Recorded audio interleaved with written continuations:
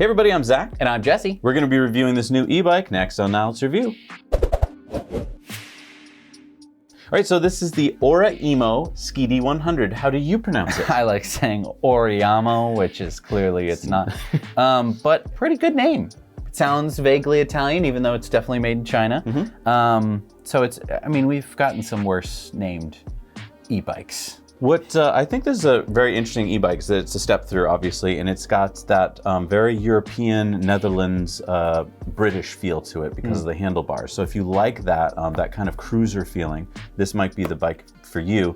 It's reminiscent to me of the Soul by Blix.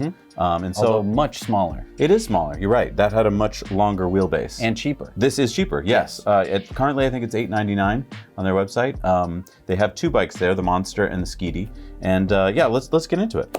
I think that this is, I hate to be whatever, but I think it's a ladies' bike. You have this very nice, I would say ladies style seat. I like ladies style seats, by the way. Very comfortable, nice and big. Sit your tuchus right on there. Well, and what's unique about this is that this has an air pump. Remember those Reebok sneakers in the like 90s that you could pump them up? Yeah, listen to this, ready? I didn't really notice a difference between full and not full? Between full and empty. The seat was already pretty comfortable. I guess you could squeeze out more air, but it visually looks like it does something, but I guess my butt isn't calibrated to be able to tell you the difference between it fully inflated or not. But I love the seat, very comfortable. I like this frame. I think that having some storage on a bike is nice. If you notice, the tubing for this is similar to all the other tubing. It can hold a lot of weight. So if you want to get, I haven't been able to find the basket on their website as an accessory, but it would pretty much take any basket. This can hold, I think, up to 135 pounds. And that makes sense. It's welded right onto the frame itself. And that means that you could have a lighter passenger on the back if you set it up properly with I wouldn't go that way. I mean, it's not powerful enough. That's no, the it's a 350 watt hub motor, so it's fine for, you know, light cruising, but it's really not meant, I don't think, for a second passenger. But in terms of groceries and other sundries, definitely this is the place for them. Now let's talk about assembly, because this was a little bit more on the difficult side, I would say. It comes 85% assembled, they call it, but you had to put the handlebars in, and you didn't like this part. Now they did give us all the tools that we needed, but there were a lot of tools and there were a lot of steps. The thing that I don't like is the handlebars. You kind of sit the handlebars in and then you tighten a screw that's behind this little plastic piece. What didn't you like about it? Well, I mean, I didn't do a very good job, so the handlebars are kind of off center from where the tire is pointing. So like I didn't do a good job building it, and so now it's gonna be kind of forever tilted. You can fix forever. it. You can fix it, but like if you're not like very, very toolsy, and I'm pretty toolsy, I still messed it up and I'm gonna have to go back and fix it. So that's kind of a pain. The other thing I don't like is with the seat, instead of this having the kind of adjustment for up and down where you can do it by hand, you have to do it with the tool. So if you're out for a ride like we were today and we want to adjust the seat height, if you don't have the tools with you, you can't adjust the seat height. You might be saying like, well, I'm not gonna grow taller while I'm riding. Right, but the seat might get, you know, you might either fall off your bike or it might fall over, or you might just be riding it kind of weird and it can get nudged. Oh, get nudged. Or your friend wants to ride it and you want to quickly make that adjustment. Exactly. Now, I do like the seat. It does fold up out of the way, so that way you can remove the battery, which does have a key, so you lock it in with the key. Interesting key mechanism. Let's just go through it really quick. Basically, you have the on and off, so that way you can shut the bike off and the battery off. And I think that's probably important to make sure that you don't run down the battery. So that's kind of annoying. A lot of batteries tend to have like they just go to sleep. So you shut it off, and then to unlock it, you have to push the key in and turn it into the unlock position, and then you can pull the battery out of the bike. Fairly light battery. Yeah, because it's only 374 watt hours, and so it's not, there's a lot of space in here, I think. There's not that many batteries. They claim that you can get 40 miles of range. I think that's if you were doing, you know, first of all, first level and doing a lot of the pedaling yourself. And that leads me to what I want to talk to next, which is about the cadence sensing. Yeah. Okay, so with bikes, there's two kinds of pedal sensing, right? There's torque and there's cadence. This bike, you're gonna get cadence. What that basically means is it's an on-off switch. You start pedaling, it turns on the motor. And if you're going at just the right speed, then you are helping everything along, and that's great. trouble is, like I was riding with you today, you were on a scooter, I was on the bike, and if I was trying to keep up with you, I had to put it into top speed, and I was pedaling, but I wasn't really doing anything. I was just doing this, and the motor's doing all the work, which you might be like, well, that's great. Well, that's great if you don't mind that the motor's doing all the work and that you're not gonna get much range. If you want to get a little bit of a workout, you have to find just the right speed where you're putting in enough torque. And so there's only going to be 3 speeds where that happens. Right. So this bike has 4 different modes: off, speed 1, which they call low, medium, and high. Right. So low is around like 7-ish miles an hour, medium is around 12-ish, and high is around 18-ish. So if you want to cruise at those speeds, and if you're on a bike path, you can generally kind of get into that kind of rhythm of being at that speed. However, if you're riding with anyone else on any other kind of bike and they have cadence or they want to go slightly faster or slower, you're going to run into a problem where you either need to put in basically all the work to get up to, you know, say 20 miles an hour, but not 21, because that would be passing your friend.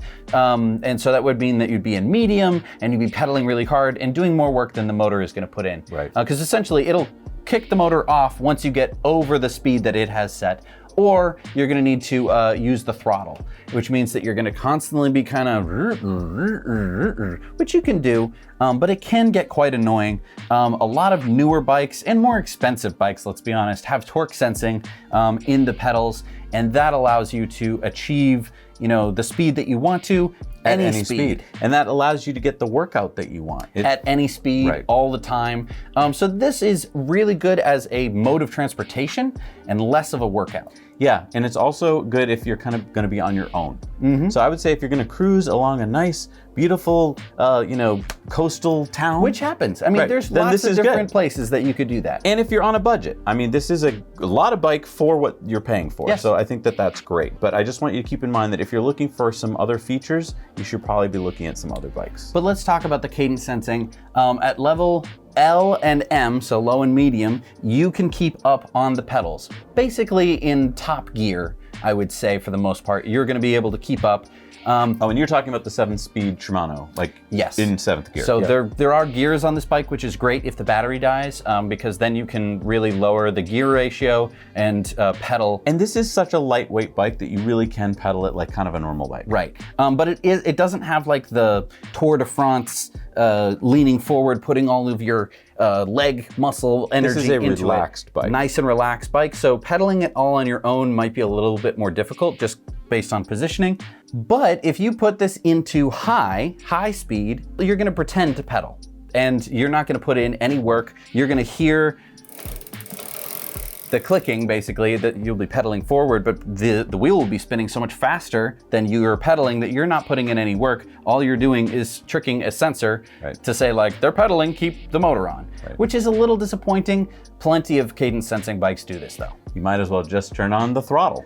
So this does have a twist throttle, which is nice, and it's really nice when you're trying to get through an intersection from 0 to 10 miles an hour quickly. Mm-hmm. I like that a lot. Let's talk about some of the things that I don't like. Okay. I do not like the brakes. These are cable brakes, and they just don't feel that strong to me. Mm-hmm. Also, the distance between the handlebar and the brake works for my hand, because I have, you know, man-sized hands. For people with smaller hands, you might run into an issue where your fingers don't quite reach, and that's not good because brakes are important. You want that to be able to stop you at any moment at all. They're also very low. The angle is very low on the bike, and I mean, I guess it's just a personal preference thing, but I wish that they were a little bit higher up. That could be adjusted, so if you wanted it. I kind of like that angle, but again, that might be because of my height and the length of my arms and stuff like that. Now, the handlebars can be adjusted up and down when you're assembling it, which I think is nice for people of different sizes. But yeah, the brakes is definitely something to consider. Although I do like the layout of the handlebars, although it feels a little bit narrow. I think that actually is a benefit most of the time. No headlight, no rear light, so you're not going to get that extra visibility. I would recommend an accessory light. We've done some videos on those, and I would recommend sticking those on, even though you might be like, well, I'm going to just ride in the daylight. Yeah, but the more visibility, the better. And that leads me to my new favorite helmet. This is from Lumos, and this is the Kickstart helmet, and it's very lightweight, and it's got very easy to turn on and off lights. You can either do solid color like this, or you can hit it again and get different flashes. and it makes you really visible on the road. And because it's open in the top, it gets lots of air. So in the summertime, it feels just like you're not wearing anything at all. I would really recommend going to Lumos. We'll put a link down below and checking out a helmet because you want a good one, and you especially want to think about getting one with MIPS. MIPS is going to keep your brain intact if you get into an accident. Here is a Lumos helmet that does have MIPS. You can see it here. It's that yellow stuff. What MIPS does is when you get into an accident, it keeps your head from jerking because they found that actually does more damage than just the blunt force trauma of getting hit. Right. So you might have noticed that there's front fork suspension on this bike, and I was pretty excited about that at this price point. But what we found in testing, and you're seeing some footage here, is that it's a very stiff suspension, and I never actually got it to do anything while I was riding. I didn't actually feel it soaking up any bumps. I don't know, to me it was wasted because it's not really doing anything. Did you like it at all? I think that it might make a slight difference, but yeah, it does feel very terse.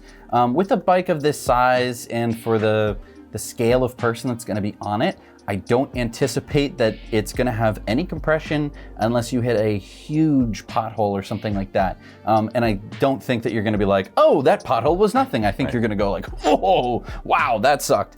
And I wanna talk about where you're gonna ride this bike. Do not ride this bike on gravel or sand. Yeah. This kind of tire and this thinness of tire is just not made for that. It's not the bike's fault. It's just that's kind of the nature of this stuff. If you think that, oh, this is nice and coastal, I think I might ride it on the beach, then look at a fat tire bike. Yes. Because when we did this testing today, we were on some gravel and some sand, and there it just lost all traction. It's great on road surfaces, but not on off-road surfaces. I want to talk about the fenders. I think that it's a huge plus. Yeah. I think that pretty much all bikes should have fenders. I know that they haven't been as common on many, road bikes because everyone's trying to save, every last gram. But of course, when you have a battery and you have a motor, adding, what is this, a couple ounces to protect yourself from the rain and dirt and mud, I think totally worth it. Yeah, totally agree with you. I really like the pass-through frame. It's so comfortable. You can put a water bottle here. You can put something up front here. You could put some kind of basket or whatever if you want to, although here's where I would put it.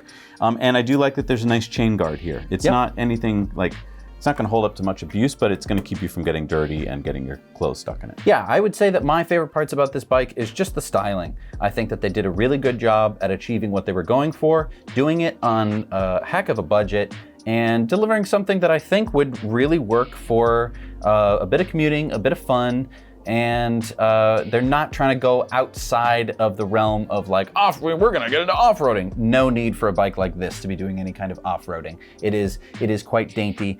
I do want to talk about cable stuff a little bit. As you can see, there is quite a bit of stuff up front, but then it does go into the tube and just gets all hidden away. I think that that's pretty good. There's a little bit that comes out the bottom here, but overall, I've seen much worse on some e-bikes. Yeah, on this side, they hid the cable that's going to your brake with this little wraparound thing, which is, a nice way to do it. Also, they have a derailleur protector here, which is a nice feature. So let's talk about build quality. You can definitely see all of the welds. They're not the prettiest welds that I've ever seen. I don't think that anyone buying this bike is really gonna care, especially for the price point.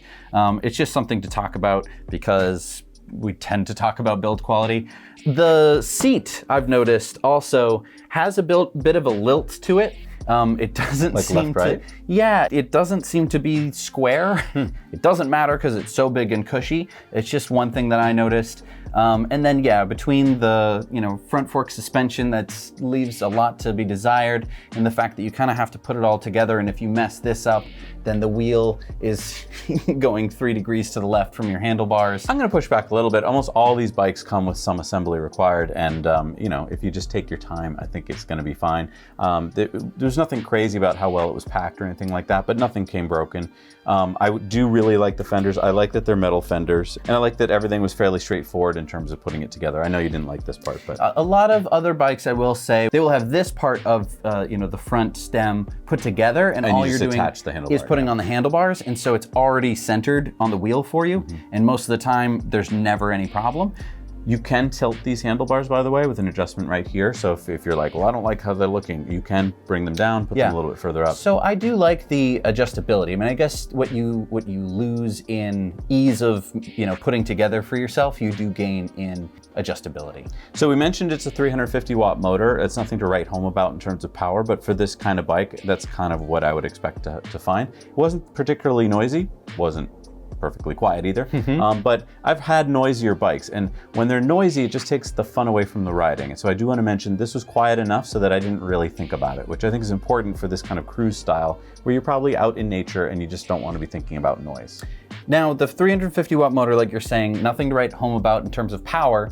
It was able to take me up the hill, not with gusto or anything like that, but just being able to tackle a hill that I normally would have to walk a bike up is really nice. I think 350 is at the bare minimum, but this is a relatively cheap bike, and honestly, more power wouldn't really fit the aesthetic. Now, in terms of charging speed, they do claim that you can go stop and have a coffee, plug this in at like the coffee place that you're having a coffee at, and then in about 15 minutes have 10 miles of range. That's a claim. I don't know if it's true. It's really going to depend a lot on your cycling style. If you're down at level 1 doing a lot of the power yourself, then I believe it. But don't think it's going to magically get you like super range. I think mainly you're going to want to bring this home at night, charge for 3 hours, which is generally what it takes, and then be ready to go the next day. And let's talk a little bit about the screen or the lack thereof. Most e-bikes will have some sort of indicator telling you what's going on, and this is no exception. However, it's a series of, 7 LEDs on a little black plastic thing. You get 4 battery bar indicators. That does not tell you a lot at all. And my guess will be that you're gonna stay on 100, all 4, for like most of your ride, and you're gonna be like, this is great, and then it's gonna go boop, boop, boop, boop, boop, and you're gonna be out. That's typically how these systems work. It's usually voltage based, so I wouldn't trust it, and that's kind of a problem. Yeah, you're gonna wanna probably get a phone mount so that you can rely on your phone for what distance you went, and then get to know your route. This to me isn't as much an adventure bike, because on adventures you don't know how far you're going and blah, blah, blah. Here, I feel like you should do a lot of testing in some neighborhoods that you know, really get to know what kind of range you can get before you go out on any longer rides. My guess would be 15 miles would be like a safe full route. Try 15 miles, see how much battery it reads. And then what I would actually recommend would be just do a few laps and see if you can get the battery down to nothing, and then see how far you went. And that will give you a good, range test. And the reason that we're not doing it for you is because, I weigh what I weigh, you're gonna weigh whatever you weigh, and we're all gonna bike differently. And there's hills, there's temperature, there's speed, there's all those different factors. And what we found is it doesn't really matter what we tell you, because it just depends on the route. Ethan did a range test on a bike, and then a couple days later I did another range test because I didn't know that he was doing a range test, and we got vastly different numbers. And that was because I did more pedaling and he did more throttle, and we got, we were off by like 10 miles. Right. So yeah, we can do all the range tests we want, and it's never really gonna be what you're going to do on a particular day. So just kind of get used to knowing what the bike can do. So yeah, to wrap this up, my thoughts are that if you're looking for a very comfortable cruise style bike, you're not going to be going that fast. You want a very relaxed style where you can get on and off easily. This might be the bike for you, especially if you're on a budget. Yeah, I think it's cute. I think it's dainty. I think that they nailed the aesthetic, and they kept it to a very decent budget. We've seen e-bikes in excess of $3,000. This is towards the low end of the pack in terms of price, and I think that you're getting a decent value. There's nothing that looks horrible about this bike, which I think is a lot of what you're going for with it, and you get this great seat, which really is where the rubber's gonna meet the road, so to speak. Let us know what you'd like to see us review, because we're here for you guys. And also don't forget that we review more than e-bikes. We also review all sorts of EV chargers and scooters and so forth. And big mobile batteries that you can carry around and charge anything with. So let us know what you want to see, and make sure you hit the subscribe button and the like button so that we can share this with more people out there and let them know about e-mobility. We'll see you next time on Now Let's Review.